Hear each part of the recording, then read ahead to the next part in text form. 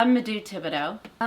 So I am, I've lived in Maryland for about 20 years. I'm from West Virginia. Prior to needing dialysis, I worked as a substitute teacher in Howard County Public School Systems. I volunteered at Walter Reed, and I also helped in our local church with Catholic religious ed. So did a lot of different things in the community. I've been on dialysis about on and off for about I'd say 2.5 years or so. I started with hemo dialysis and then ended up having a transplant.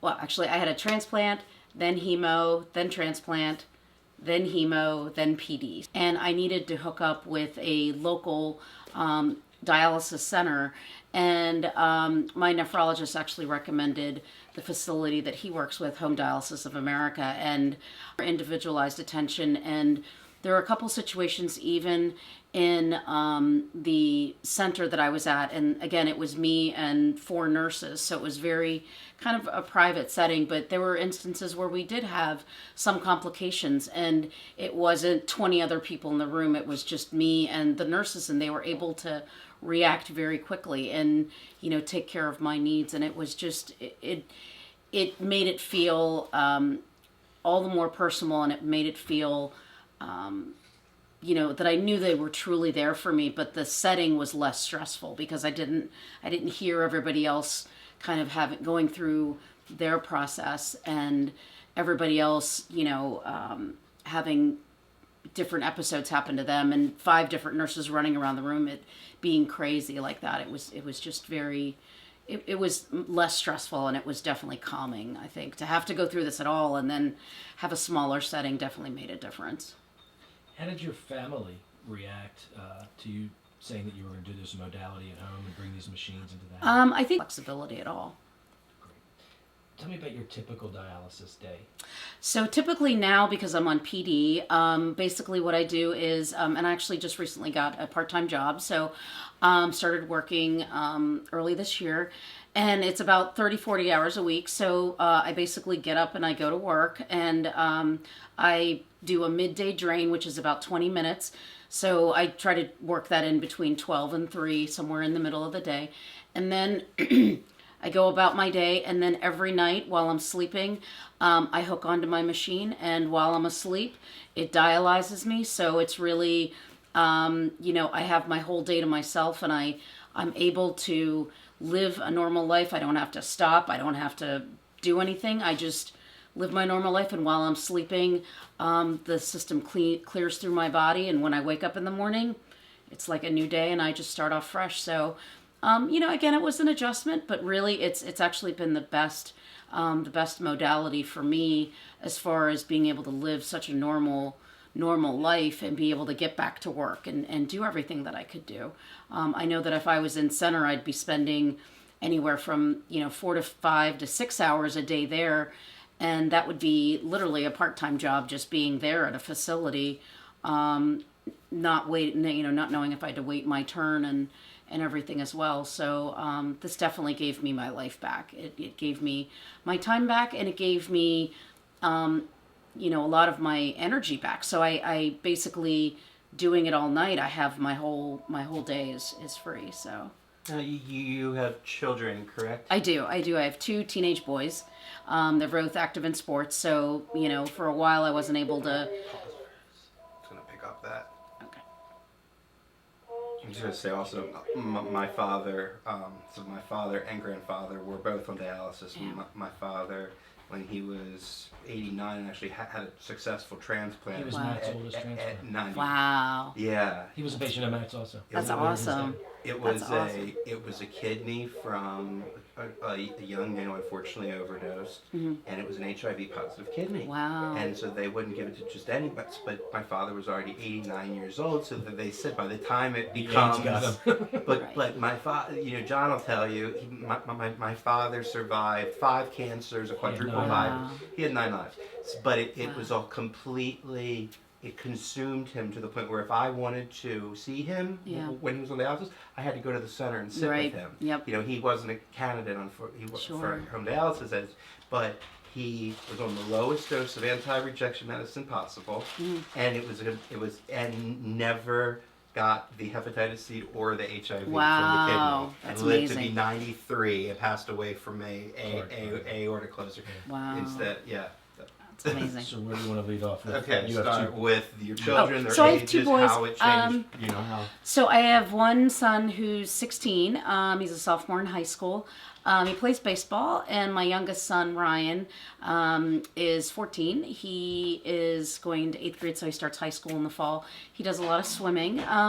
So really, it was a tough road when I got sick. My husband took over a lot of the duties that in the household and picking up slack with the kids. But I think the biggest thing was I was just so sick for a long time, and the dialysis allowed me to get back up and be able to be part of their lives and not miss all the things that I had missed, and not being in center allowed me to have those days and times back where I wasn't missing everything, either being in the hospital or being in an in-center facility.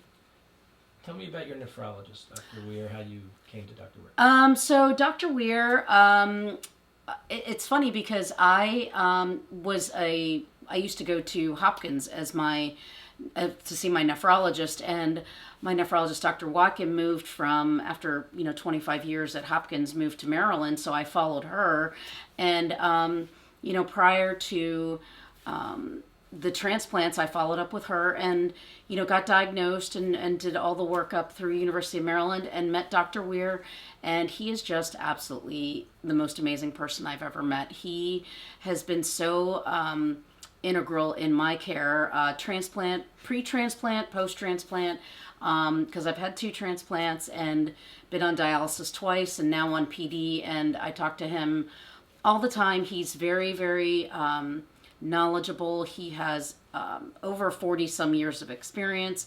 He is he's actually who I go to for everything. So any medical issue I have, I run it through him first, and he's just very accessible, as busy as he is.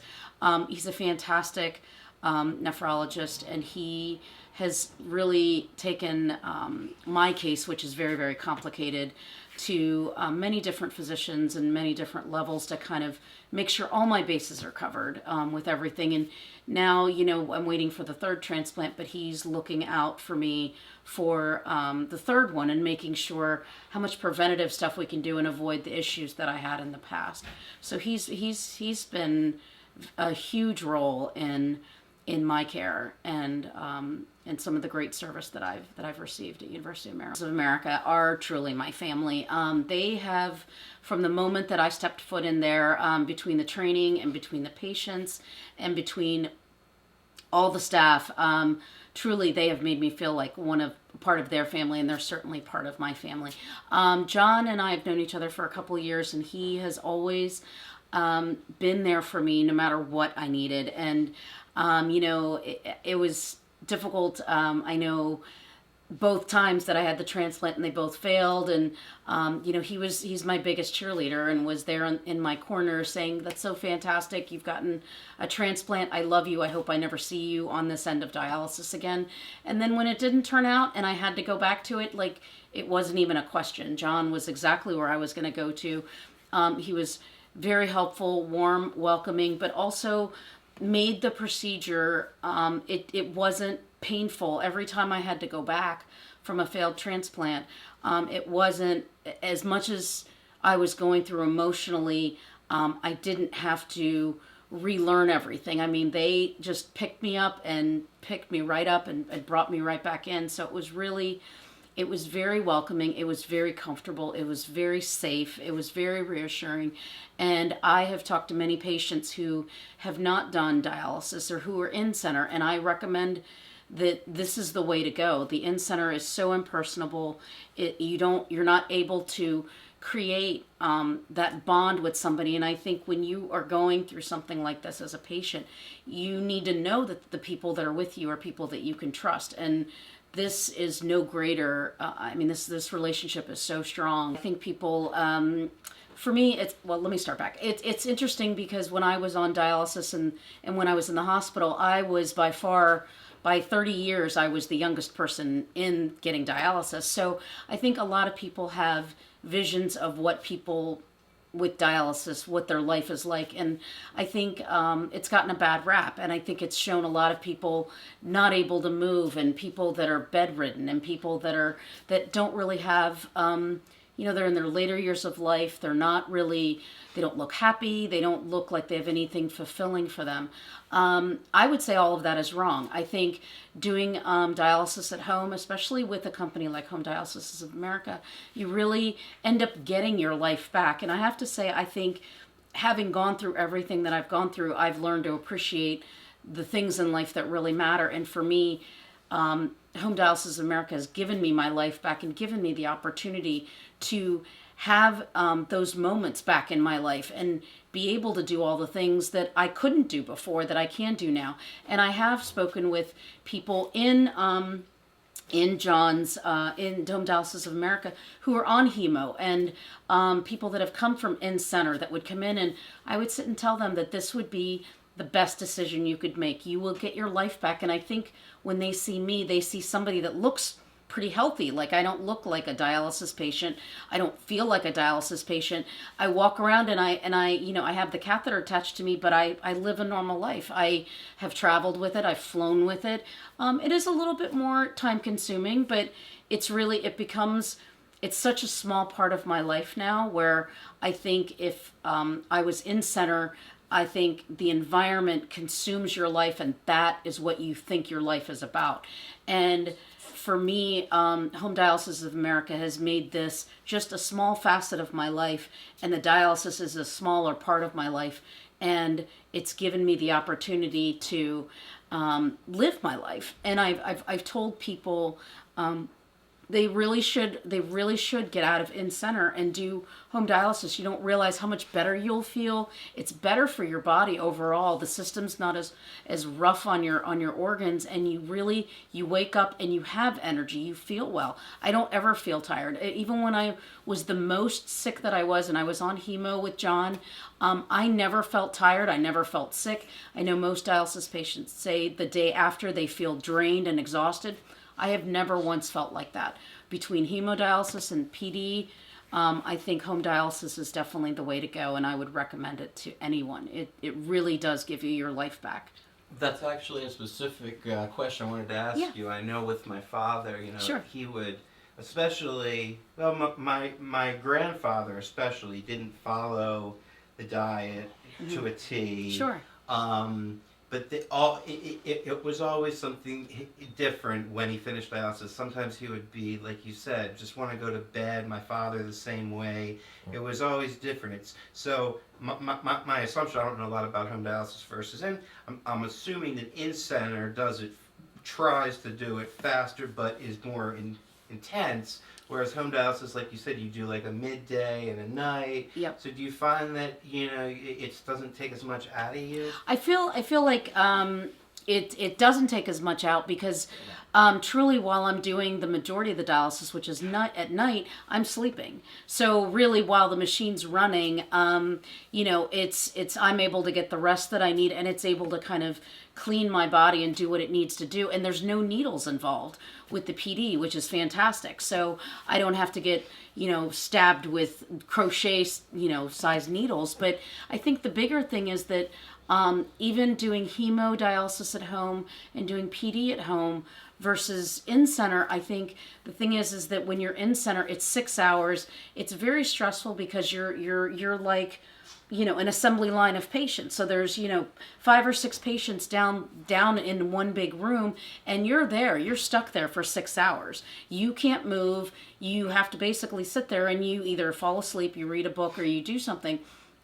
For me, even doing hemo at home, having it in my home, like, I could be around my family. I could watch TV. I could, interact with other people. I could, I didn't have the constraints of being in one room in one location at a time. And even now, I do my midday drain. I either I'm working now in between those 20 minutes, or I'm watching TV, or I'm eating something, and then at night, I'm just able to get the rest that I need. But it's such a calmer environment, and I think that for in center, you just have other patients that might be coding, and you have other patients that are truly screaming because they're in pain or they're having a miserable time.